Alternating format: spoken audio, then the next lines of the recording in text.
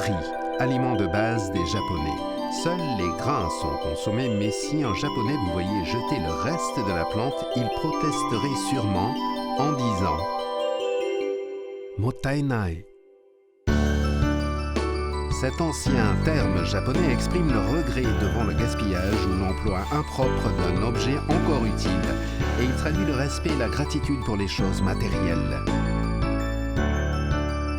L'écologiste Wangari Maathai, lauréate du prix Nobel de la paix, a été si impressionnée par la philosophie du mottainai qu'elle s'est donnée comme mission de populariser le terme dans le monde.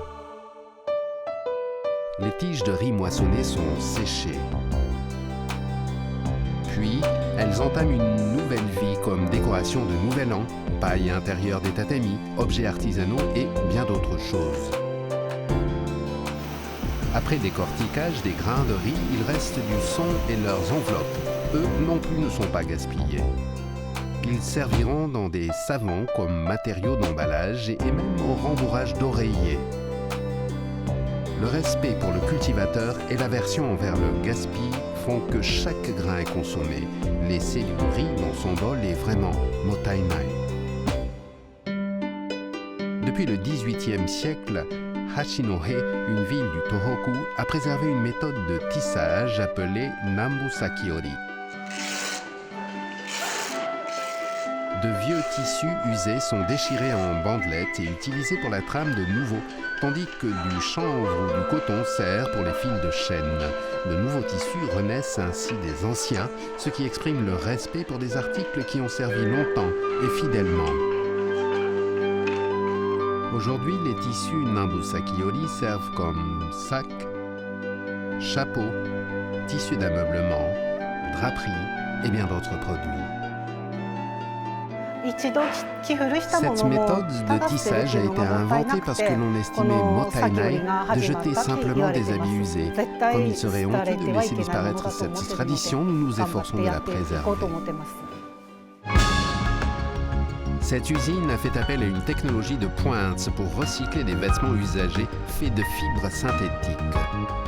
Le système de recyclage traite les vieux vêtements en polyester pour produire des habits d'une qualité identique aux originaux.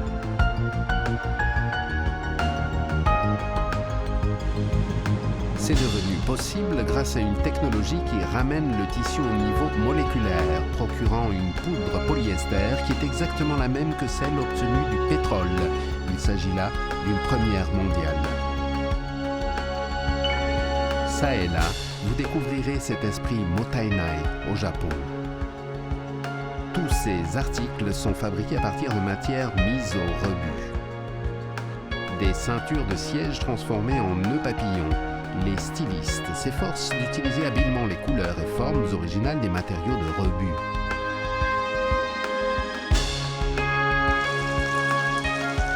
Même l'huile à frire les tempura est désormais transformée en carburant diesel. Mettre au rebut cette huile, c'est vraiment mottainai. Il suffit de la recueillir pour avoir une ressource précieuse. C'est un exemple parfait de ce qui est mottainai. Des communautés commencent à utiliser ce carburant recyclé pour alimenter des bus publics.